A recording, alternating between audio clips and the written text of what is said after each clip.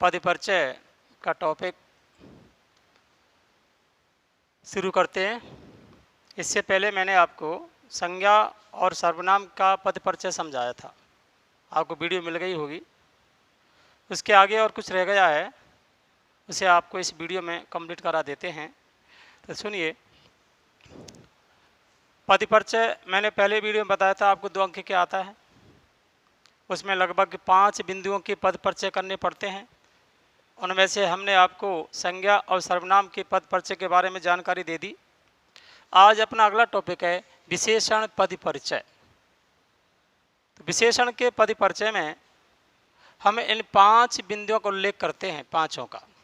पहला कौन सा है? विशेषण का प्रकार, दूसरा उसका लिंग, तीसरा उसका वचन। हमने देखा होगा कि संज्ञा और सर्वनाम के पद परिचय में भी ये तीनों के तीनों टॉपिक समान थे। इसी प्रकार जो भी हम पद परिचय करेंगे उनमें लगभग ये उसका प्रकार, जो भी टॉपिक है, उसका लिंग, उसका वचन लगभग समान पाए जाएंगे। कुछ विशेष बातें अलग अलग पद परिचय में अलग अलग होती हैं, जैसी अवस्था है और विशेष शब्द का संबंध है।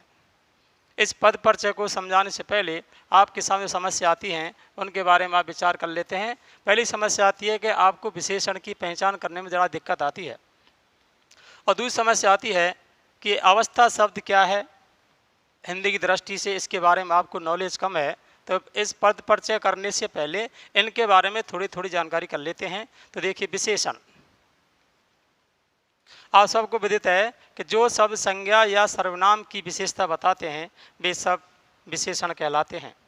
विशेषता कोई भी हो, अच्छी हो चाहे बुरी हो, अगर संज्ञा शब्द की वो अच्छाई, बुराई, भलाई जो कुछ बता रहे हैं, या संज्ञा शब्द के बारे में जो कुछ कहना चाहते हैं, वे सब के सब विशेषण में आते हैं। और विशेषण के प्रकार,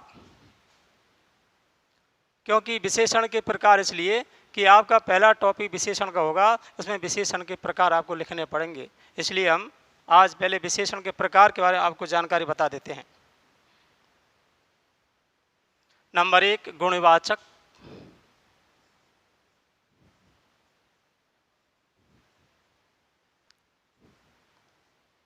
दूसरा है संख्यावाचक।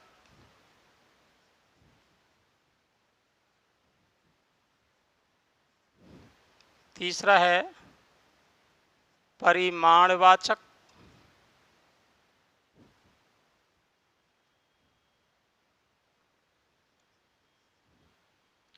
नंबर 4 है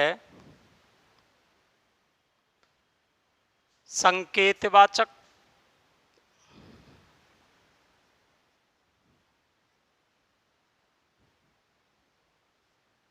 और अपना नंबर 5 शब्द आएगा व्यक्तिवाचक।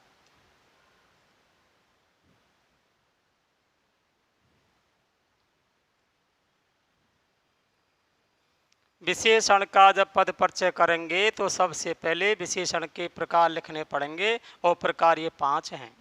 अब इनके बारे में थोड़ी सी जानकारी कर लेते हैं।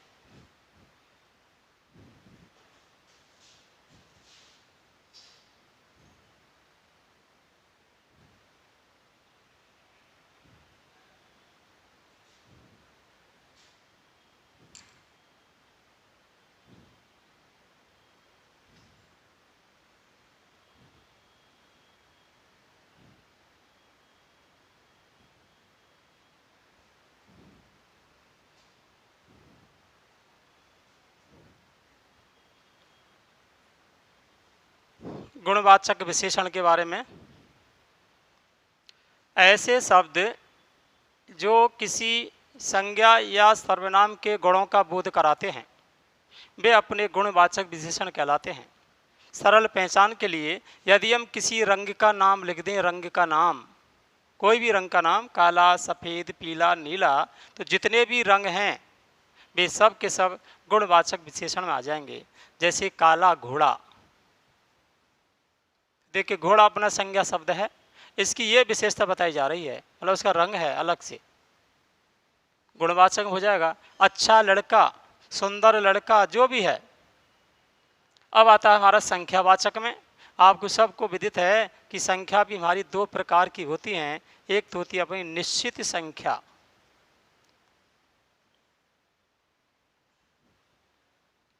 दूसरी होती है अनिश्चित संख्या।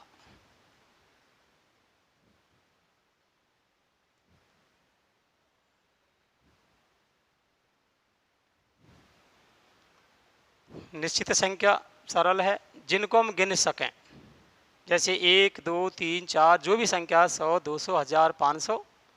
अनिश्चित संख्या जिनको गिन नहीं सकें, जैसे थोड़े बहुत बहुत से लोग बहुत, उसमें आ जाते हैं, ये किस में आते हैं, अनिश्चित संख्या में आते हैं। ऐसे ही परिमाणवाचक, ये भी हमारे दो प्रकार के होते हैं। एक तो होता है अपना निश्चित,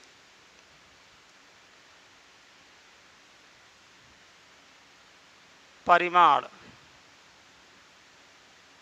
और नंबर 2 होता है अनिश्चित।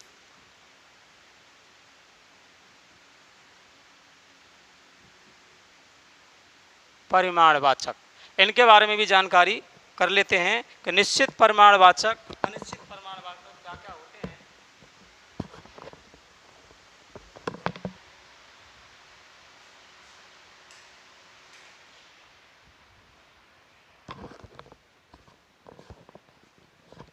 ऐसे शब्द जिनको हम नाप सकें, तोल सकें, वो परिमाणवाचक में गिने जाते हैं। और ऐसे शब्द जिनको हम केवल गिन सकें, संख्यावाचक में गिने जाते हैं। जैसे दूध है, उसको गिन नहीं सकते, इसको नाप सकते हैं। अनाज है, चावल है, अर्थात कोई भी तरल पदार्थ हो, सब परिमाणवाचक में। इसके अलावा जो भी लंबाई ही चौड़ाई है, ऊंचाई, उनको नापते हैं, वे परिमाणवाचक में आते हैं। इसी तरह ये हैं जिनको हम निश्चित गिन सकें, जैसे 1 लीटर 2 लीटर 1 किलो 2 किलो, निश्चित में। अगर कहते हैं बहुत दूध, थोड़ा दूध, बहुत सा अनाज, ढेर सारा अनाज, अनिश्चित में आते हैं। अगला लेते हैं संकेतवाचक, नाम से स्पष्ट है, जब संकेत की बात चलती है, इशारे की बात चलती है, ऐसे इशारे वाले शब्द जो आते हैं, ये सब के सब संकेतवाचक आते हैं, जैसे ऐसे, उससे, यह, वह आदि। अगला है हमारा व्यक्तिवाचक। देखिए इसका मतलब है जो भी हमारी संज्ञा है, जो संज्ञा है ना, उन संज्ञा में ही, जैसे पहला शब्द हमारा संज्ञा होगा और संज्ञा के बाद में अधिकतर ई प्रत्यय मिलेगा तुम्हें, ई प्रत्यय। तो जहाँ पर आपको ई प्रत्यय लगा मिल जाए और पहला शब्द संज्ञा हो, वहाँ पर अपना व्यक्तिवाचक विशेषण हो जाएगा। कैसे, देखो हमारे पास माना कि शब्द है जयपुर, जयपुर में ई लगा दिया, इससे बन गया जयपुरी। इसके अलावा कोई भी जयपुरी रजाई, जयपुरी जूतियाँ जो भी है, जोधपुर से जोधपुरी, भरतपुर से भरतपुरी। तो इस प्रकार हमारे जो विशेषण के 5 भेद हैं, गुणवाचक, अच्छाई बुराई जिसमें रंग आ जाते हैं, संख्यावाचक, निश्चित अनिश्चित, गिनने वाली अनगिनत संख्या जिसे गिन नहीं सकें, परिमाणवाचक, नाप सकें, तोल सकें, लंबाई चौड़ा का ज्ञान करा सकें, ये भी 2 प्रकार की, निश्चित और अनिश्चित। संकेतवाचक में इशारा कर सकें, और व्यक्तिवाचक में आपको बता दिया गया है ई प्रत्यय लगेगा, और ई प्रत्यय लग के ना कोई ना कुछ में गुण बताएगा किसी वस्तु के, उसको कह देंगे हमारे हम व्यक्तिवाचक विशेषण। तो यहाँ पर आपको विशेषण के प्रकार के बारे में जानकारी दे दी गई है। अब जानकारी आप ले लेते हैं अवस्था के बारे में। अवस्था कैसे पहचानेंगे, अवस्था के बारे में देखें।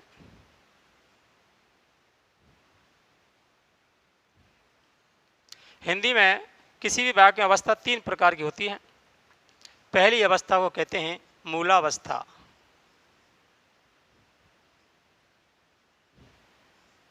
दूसरी को कहते हैं उत्तरावस्था,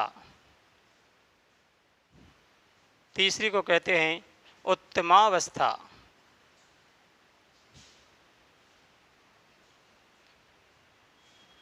अवस्था देख लो, अगर किसी वाक्य में किसी एक ही व्यक्ति के बारे में बताया जाए, वहाँ होगी हमारी मूलावस्था। कैसे, देखिए, रहीम,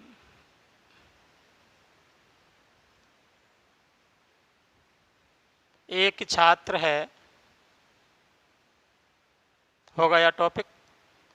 यहाँ पर केवल एक ही व्यक्ति के बारे में बात चल रही है, किसी अन्य के बारे में नहीं। तो जहाँ पर किसी एक के बारे में, कोई रहीम भला और कोई हो सकता है, वहाँ मूल अवस्था होती है। उत्तर अवस्था समझ लो, यहाँ पर दो दो होंगे, ऊपर वाले में एक, बीच वाले में दो, दो के बीच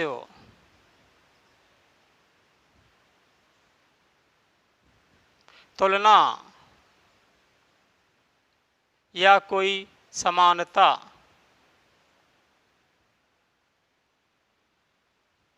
बताई जाएगी, वहाँ पर उत्तरावस्था होती है।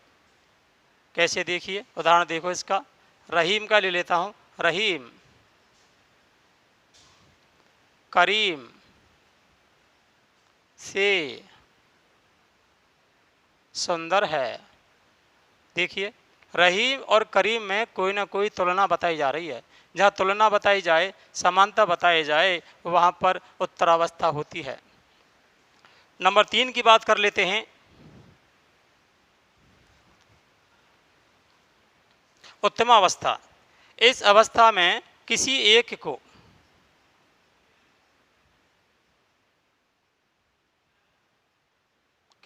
को सबसे श्रेष्ठ बताया जाता है।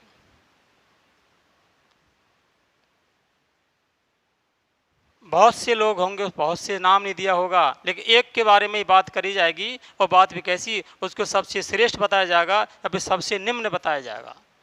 दोबारा ध्यान दें, किसी एक के बारे में बात चले मूल अवस्था, दोनों में तुलना हो उत्तरावस्था, और किसी एक को सबसे अच्छा या बुरा बताया जाए, वहाँ पर होती हमारी उत्तम अवस्था। उदाहरण से स्पष्ट हो जाएगा। उदाहरण आप देखें,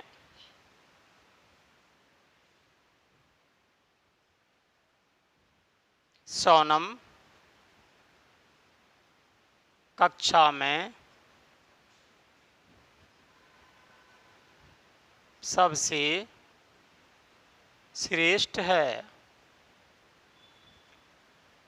ये दे देखिए, सोनम के बारे में बात चल रही है और कक्षा अपने बहुवचन हो गया, मतलब पूरी कक्षा में कितनी संख्या उनका कोई पता नहीं है, लेकिन सब में सबसे श्रेष्ठ किसको बताया जा रहा है? सोनम को।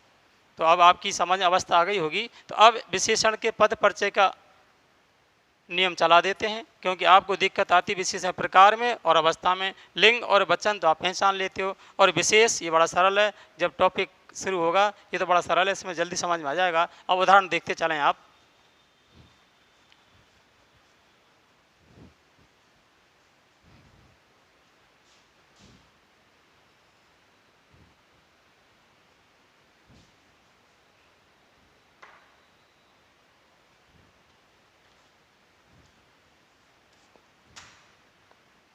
उदाहरण देखिए आप, ये सुंदर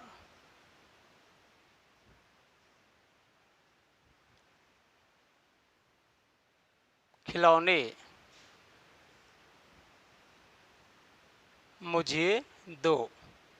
ये वाक्य दे दिया परीक्षा में, अंडरलाइन मैंने नहीं किया अभी तक। क्यों नहीं किया? कि मैं विशेषण का पद परिचय बता रहा हूँ। तो विशेषण की पहचान करो पहले। तो आपको पता है कि इसमें खिलौने शब्द संज्ञा है, और संज्ञा से पहले खिलौने की विशेषता बताई जा रही है, तो ये शब्द क्या हो गया अपना? विशेषण हो गया।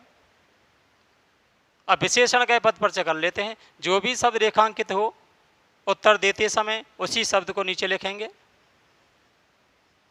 और उसके बाद में एक डैश करेंगे, और डैश करने के बाद में तरीका वही है, इन 5 बिंदुओं को लिख देंगे। अगर परीक्षा में 2 बिंदु पूछे जाएं तो 2 ही लिखेंगे, ज़्यादा नहीं लिखेंगे। अगर परीक्षा में 2 बिंदु नहीं पूछे जाएं और कह दिया पद परिचय करो, तो इन 5 को आपको लिखना अनिवार्य है। अब सुंदर की बात चल रही है, सुंदर हमें पता चल गया कि ये विशेषण है। तो विशेषण है तो हमारा ध्यान इन 5 बिंदुओं पर आ जाना चाहिए, 5 बिंदुओं पर केंद्रित हो जाना चाहिए हमारा ध्यान। चलो करते हैं केंद्रित। अब ये खिलौने की विशेषता बताई जा रही है, तो विशेषता बताया हो गया विशेषण। और विशेषण है तो विशेषण के 5 भेद हैं। उन 5 भेद मैंने आपको अभी अभी बताए थे, उनमें से कौन सा बताइए?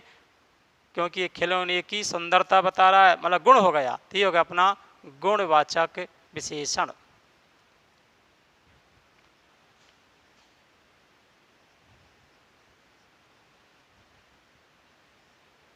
कॉमा लगा दो चाहे नंबरिंग कर दो, एक ही मतलब है। लेकिन ध्यान रखना, मैंने शुरुआत में बताया था कि जो पहला पॉइंट है वो निश्चित क्रम में आता है पहला, इसके बाद में आप ये लिंग वचन ये कुछ भी बदल सकते हो, गलत नहीं माना जाएगा। लेकिन यदि पहला आपने नहीं लिखा क्रम से तो आपको 2 नंबर नहीं मिल पाएंगे। गुणवाचक विशेषण हो गया। अब के बाद देखिए लिंग कौन सा है। देखिए खिलौना आपको सब पता है पुल्लिंग में आता है।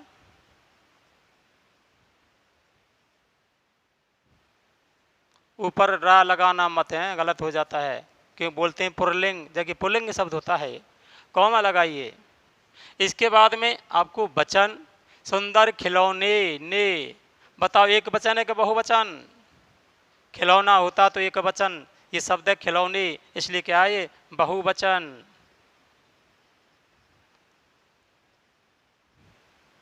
फिर लगा दो कौमा।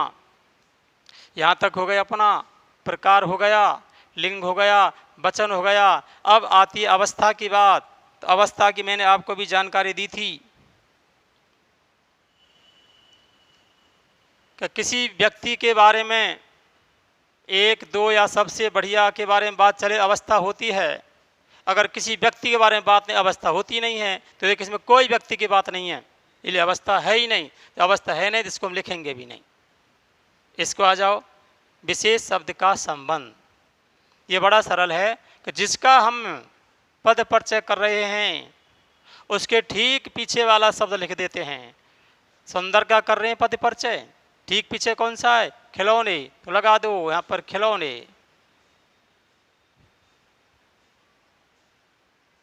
इस शब्द को आप इन्वर्टेड कॉमा में बंद करना मत भूलना। खिलौने विशेष का विशेषण। इस प्रकार इस सुंदर शब्द का पद परिचय हो गया। विशेष को कॉमा में बंद करना, इसके बाद में सरल है। विशेष का ये विशेष है, इसका ये विशेषण शब्द है। मैं समझता हूँ कि आपके समझ में ये पहला उदाहरण जो दिया है इनके आधार पर लगभग आ गया होगा। उदाहरण नंबर 2 देख लेते हैं।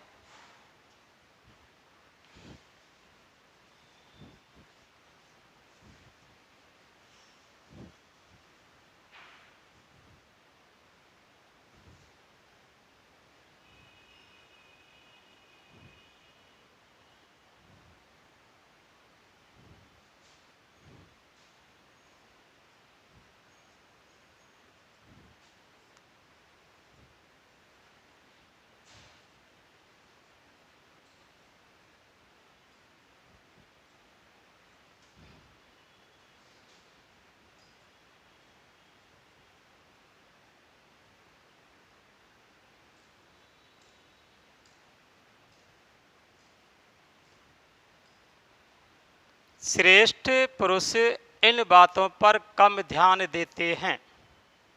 ये काफ़ी लंबा वाक्य है। अब इसमें हमको पता लगाना कि विशेषण शब्द है कौन कौन से।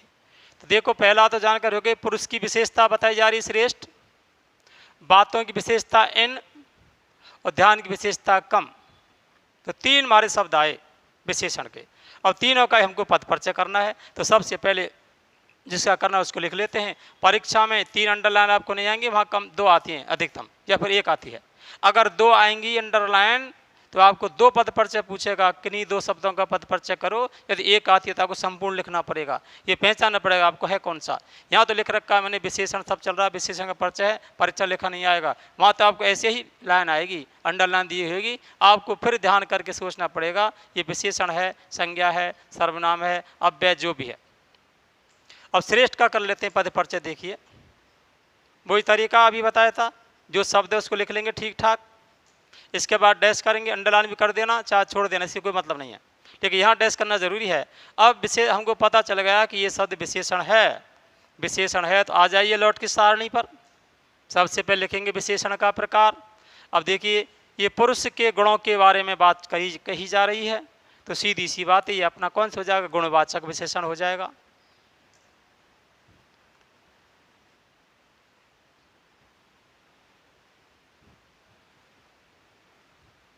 कॉमा लगा दो। इसके बाद में जब हमने ये कर लिया ना, ये इसके बाद सभी बिंदु इसी पर चलेंगे, इस गुणवाचक पर ही और इस लाइन के आधार पर चलेंगे। अब देखो सारणी में अब क्या लिंग लिखना है कि वचन, कोई भी लिख सकते हो, गलत नहीं मान जाएगा, बशर्ते पहला बिंदु पहला ही आएगा। अब श्रेष्ठ पुरुष, अब पुरुषों की बात चल रही है, महिलाओं की नहीं, इसलिए लिंग कौन सा है? पुल्लिंग है।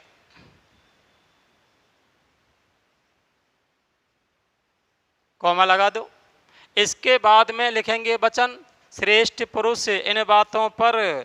तो बताइए वचन में हम क्या लिखेंगे, एक वचन या बहुवचन? श्रेष्ठ पुरुष इन बातों पर किसी एक की बात नहीं चल रही है, पता नहीं जाना कौन कौन से श्रेष्ठ पुरुष हैं, एक से अधिक हैं, इसलिए क्या लिख देंगे? बहुवचन।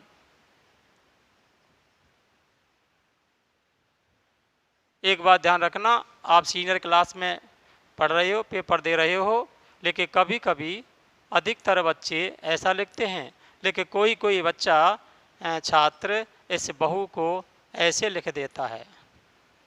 ठीक है, बोलने में दोनों समान हैं, लेकिन व्याकरण की दृष्टि से ये नीचे वाला जो लिखा है ना मैंने, ये पूरा का पूरा गलत है। इसलिए प्रत्येक वीडियो को इनके शब्दों को ध्यान से देखना, बोलने से कुछ नहीं होता है। इसके बाद देखिए वचन हो गया अवस्था। अब अवस्था इसमें आएगा क्योंकि ये पुरुषों की बात चल रही है।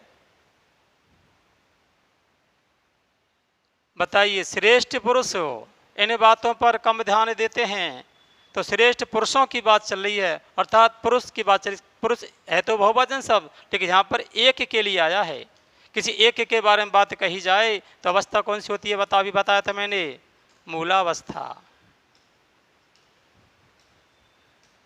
कॉमा लगा देना। इसके बाद अंतिम बिंदु बड़ा सरल है, विशेष शब्द का संबंध। बताया था ये पहले उदाहरण में, पुरुष श्रेष्ठ जिसका पद पर उसके तुरंत बाद का लिख दो, तो लिख दिए पुरुष। बताया था कॉमा बंद करेंगे, पुरुष विशेष का। अब पता क्या लिखेंगे? पद परिचय कैसा करें? श्रेष्ठ का श्रेष्ठ क्या है? विशेषण, तो लिख दो विशेषण, विशेष का विशेषण।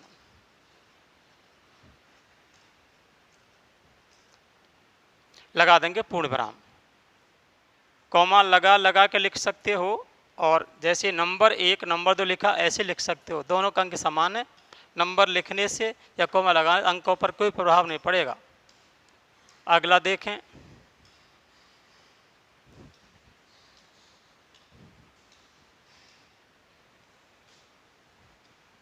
अगला है शब्द इन, वही डैश। अब विशेषण के भेद में आ जाइए। इन शब्द बातों के लिए आया है, तो समझ लेना संकेतवाचक है।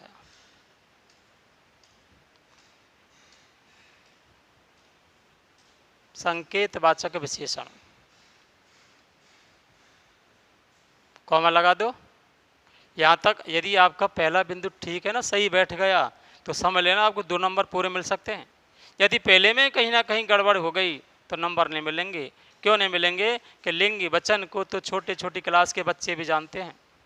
हर कोई बता देता है कि इन बात, ये बात एक वचन है कि बहुवचन है, बहुवचन है कि एक वचन है, स्त्रीलिंग पुल्लिंग है, लेकिन यह है मैंने टॉपिक ये। अब रहते हैं लिंग। इन बातों, देखिए बात शब्द एक वचन है कि बहुवचन, ये तो आपको दिखाई दे रहा है कि बहुवचन है, लेकिन बात आती है लिंग की, और लिंग में देखो क्या करेंगे, इन बातों पर आपको ध्यान में आया, कुछ वाक्य बोलेंगे समझेंगे, तो बातें शब्द हमारे स्त्रीलिंग में आता है, स्त्रीलिंग। इसके बाद ये कॉमा लगा देंगे, हिंदी में इसको अल्पविराम कहते हैं। अब आता है वचन, आपको सबको पता है बिंदी लगी हुई है, एक बात नहीं जान कितनी बातें हैं, तो बहुवचन। इसके बाद फिर कॉमा लगा देंगे। अब अवस्था इसमें नहीं है, क्योंकि ये यहाँ तो पुरुष की बात थी, यहाँ केवल बात की बात है, अवस्था नहीं लिखेंगे, है ही नहीं तो क्यों लिखेंगे बताओ। अब आती है बात विशेष शब्द का संबंध, बड़ा सरल है। इनका कर रहे हैं पद परिचय, इनका, ये इनका नहीं, पूरा वो नहीं है, इस इन शब्द है कहीं असूल इनका कर रहे हैं, सब कर रहे हैं, तो जो भी शब्द है उसके तुरंत बाद विशेष होता है, लिख दो बातों। वही तरीका कॉमा में बंद करना। बातों क्या है बताइए, देखो इसमें विशेष है, बातों विशेष का। अब जानकारी हो गई होगी, क्या लिखेंगे? विशेषण।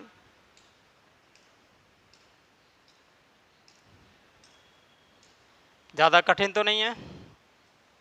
कठिन कब होगा कि आपको इस विशेषण की पहचान नहीं होगी, तो कठिन है।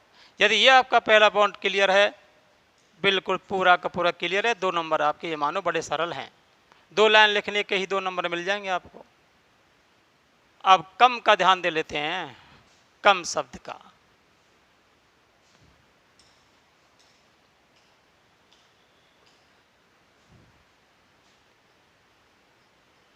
कम। अब पहचान करेंगे कम विशेषण है कौन सा। देखिए, कम एक ऐसा शब्द है, ना तो इसको गिन सकते हैं हम, ना नाप सकते हैं, ना संख्या हम बता सकते हैं। कम पता नहीं कितना कम है, 1000 से कम है कि 1 से कम है, तो कुल मिला के इसको हम व्यक्त नहीं कर सकते।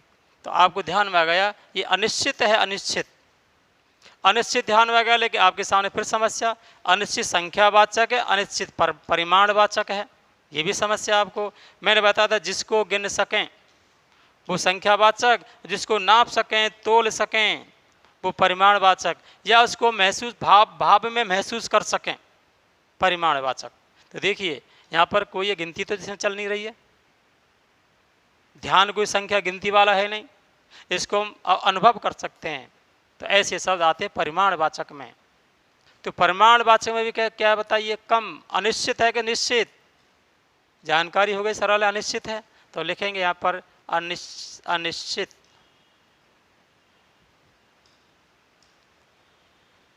परिमाण वाचक। जल्दबाजी मत करना हिंदी के पेपर में। कुछ बच्चे अनिश्चित परिमाण वाला लिख करके छोड़ देते हैं, कि उनके मन में तो रहता है क्या लिखना है, लेकिन जल्द भूल जाते हैं। पूरा का पूरा लिखना, अनिश्चित परिमाणवाचक विशेषण। कॉमा लगा दिया। अब बड़ा सरल है। लिंग, वचन। तो देखो ध्यान शब्द कौन सा लिंग है, आपको पता चल गया होगा, पुल्लिंग है।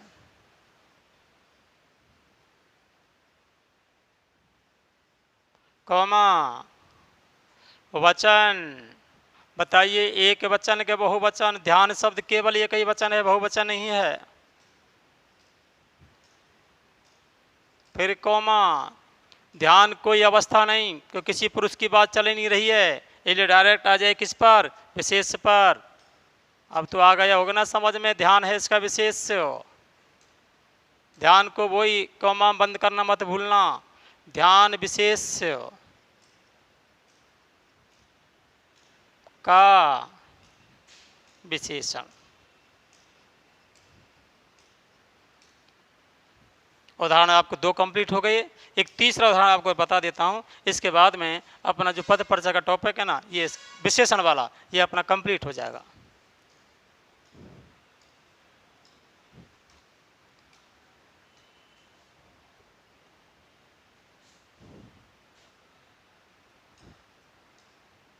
वीर राम ने सब राक्षसों का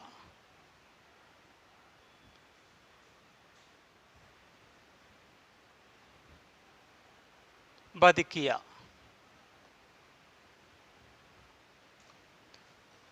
संज्ञा शब्द राम, राम की विशेषता वीर, तो पहला पॉइंट वीर हो गया विशेषण। संज्ञा शब्द राक्षस, राक्षसों के बारे में कितने थे, 1-2 हजार पता नहीं, सब थे। यहाँ पर वीर और सब ये अपने क्या हो जाएंगे, विशेषण हो जाएंगे। वीर लिख लेंगे वही तरीका। अब आपको बड़ा सरल लग रहा होगा कि राम की विशेषता बताई जा रही है, तो क्या हो जाएगा, गुणवाचक।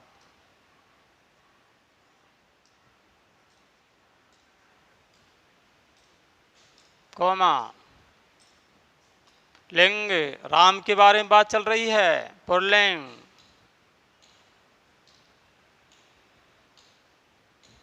कॉमा, वचन स्पष्ट है, एक वचन।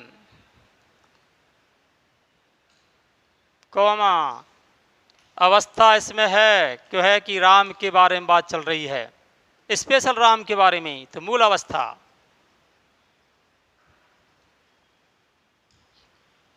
कौमा विशेष का संबंध, सीधी सी बात, वीर के बाद राम, तो राम भी लिख दो।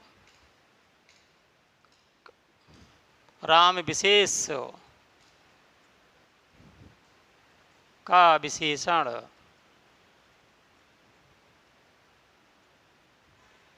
अब तो आपको कठिन नहीं लग रहा है? नहीं लग रहा है तो ये टॉपिक को ढंग से याद कर लेना, परीक्षा की दृष्टि से ठीक ठाक है ये।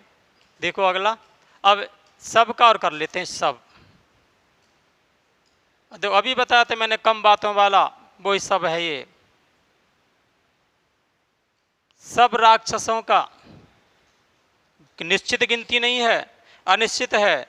अनिश्चित ले गिनती तो है, राक्षस गिने जरूर होंगे, 1000 2000 कितने भी हो, लेकिन नहीं गिन पाया, दिखाई दिए होंगे हैं, तो है तो संख्यावाचक। तो संख्यावाचक में अनिश्चित है ये।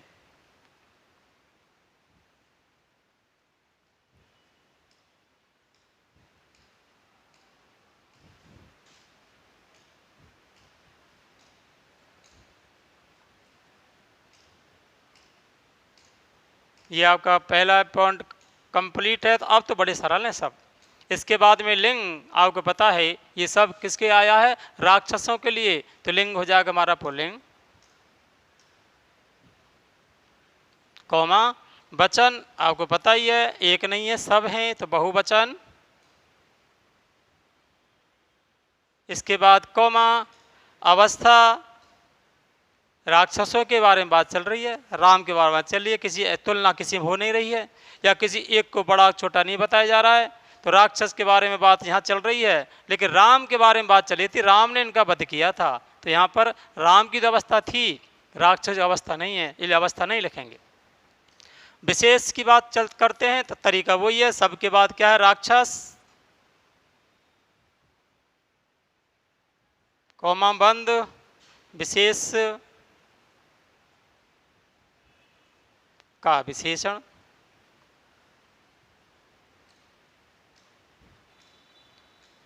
देखो आगे इसी में ही अभी ये आज आपका विशेषण का पद परिचय ना कंप्लीट होने जा रहा है, और परीक्षा की दृष्टि से बड़ा महत्वपूर्ण है। परीक्षा में अब की बार आ सकता है। अनुमान है मेरा, अनुमान व्याकरण में लगभग सही बैठ जाते हैं। देखो आपके सामने कभी कभी एक समस्या आ जाती है, वो समस्या आपको तो पता है लेकिन व्यक्त नहीं कर पा रहे हो। देखिए एक वचन और बहुवचन, कुछ शब्द ऐसे होते हैं उनको बड़ी सरलता से पहचान लेते हैं, लेकिन कुछ शब्द ऐसे होते हैं उनको पहचान तो लेते हैं लेकिन भ्रांति, कन्फ्यूज रहता है, एक वचन है कि बहुवचन है, सोचते रहते हैं, पता चलता ही नहीं है। यदि हमने एक वचन कह दिया, बगल वाले ने बहुवचन कह दिया, तो हम कन्फ्यूज में, वो भी कन्फ्यूज में। अगर हमने एक वचन लिख दिया, उसने एक वचन लिख दिया, तो दोनों बड़े खुश होते हैं, चाहे भले गलत ही है वो, ये समस्या आती है। तो देखिए मैं आपको कुछ शब्द बता दे रहा हूँ। एक तो शब्द है आंसू, एक शब्द समाचार, अगला शब्द है होश, अगला शब्द है आदेश, अगला शब्द है हस्ताक्षर, अगला क्रियाकलाप, क्रियाकलाप मतलब जो भी कार्य के शब्द बनते हैं वो क्रियाकलाप, और एक शब्द और है श्रेष्ठ जन, श्रेष्ठ जन। ये सदैव बहुवचन में ही प्रयोग किए जाते हैं, सदैव हमेशा। आँख में आंसू आ गया, बिल्कुल गलत है, आँख में आंसू आ गए सही होगा। मैंने हस्ताक्षर कर दिया, गलत, मैंने हस्ताक्षर कर दिए सही। और आ जाओ श्रेष्ठ जनों पर, जैसे अपने से जो बड़े हैं, जिनको हम सम्माननीय कहते हैं, जैसे माता पिता, जो रिश्तेदार हैं, गुरुजी, जो भी हैं, उनके लिए सदैव बहुवचन का प्रयोग किया जाता है। कि देखिए जैसे कि हमारे पास शब्द है पिताजी या पिता, अगर हम ऐसे कहेंगे ना पिता आ रहा है, तो हमारा हिंदी की दृष्टि से वाक्य हो जाएगा गलत। हम क्या कहेंगे कि पिताजी आ रहे हैं, आ रहे हैं, बहुवचन बन गया। तो ध्यान रखना, जो मैंने आपको शब्द लिखे ना, ये हमेशा हमेशा बहुवचन में ही प्रयोग किए जाते हैं। एक समस्या और आपके सामने देखो, और ये समस्या ज़्यादातर उनके लिए होती है जो इंग्लिश में बहुत होशियार हैं। क्योंकि अंग्रेजी की भाषा के बारे में जानकारी तो है, हिंदी के बारे में नहीं है, क्योंकि अंग्रेजी और हिंदी अलग अलग भाषा हैं। कुछ विद्यार्थी जल्दबाजी में क्या करते हैं, हिंदी के शब्दों के ऊपर लाने ही नहीं बनाते, क्या हैबिट अंग्रेजी की पड़ी हुई है। और कुछ बनाते ऊट पटांग बना देते हैं। ऊट पटांग बनाने से जो आप लिखना चाहते हो या जो कुछ कहना चाहते हो वो अर्थ स्पष्ट नहीं होता है। मैं कुछ उदाहरण दे देता हूं, देखो।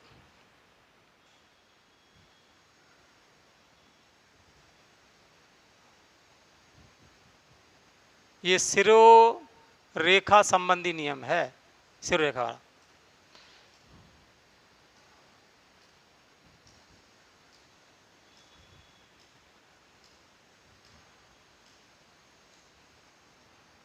ये शब्द है, हमने लाइन नहीं बनाई, आप भी नहीं बनाते हो जल्दबाजी में, लेकिन इसको पढ़ के हम ये नहीं कह सकते कि ये क्यों क्या लिखा है, क्या कहना चाहते हैं। पढ़ तो लेंगे, भाव स्पष्ट नहीं होगा। अब मैं इसको लाइन से लिख देता हूँ, 2 लाइन। एक तो मैं ये लिख दिया, ये मनन करना,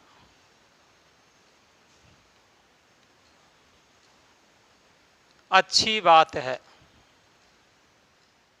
क्योंकि मैंने प्रत्येक शब्द पर ऊपर सिरो रेखा का प्रयोग किया है। अर्थ स्पष्ट हो गया होगा कि हम जो कुछ सोचते हैं अच्छी बात है, मनन करना चाहिए किसी न किसी बिंदु पर। दूसरा, आप कुछ कुछ ऐसे लिख देते हैं जिनको पता नहीं है कि क्या उसके लाइन बनाने से मतलब है। ये लिख दिया किसी ने, मन ना करना, इसे भी लिख दिया। तो देखो अक्षर तो वही हैं, सब में वही अक्षर हैं, कोई अक्षर में कोई बदलाव हुआ ही नहीं, केवल सिरो रेखा ही तो नहीं लगाई है। तो नहीं लगाई या लगाई, नहीं लगाने से देखो ये अर्थ अलग हो गया, और ये अर्थ हमारा कैसा हो गया, अलग हो गया। ऐसे बहुत से उदाहरण है, ऐसे बहुत से उदाहरण आपके लिए अगली वीडियो में बता दिए जाएंगे। आज मैं समझता हूँ कि आपके समझ में जो विशेषण का पद पर आ गया होगा, और आप ये अध्ययन करना। अगर कहीं भी कन्फ्यूज हो तो आपके लिए दोबारा बता दिए जाएंगे, या उसी शब्द को दोबारा समझाया जाएगा। ठीक है।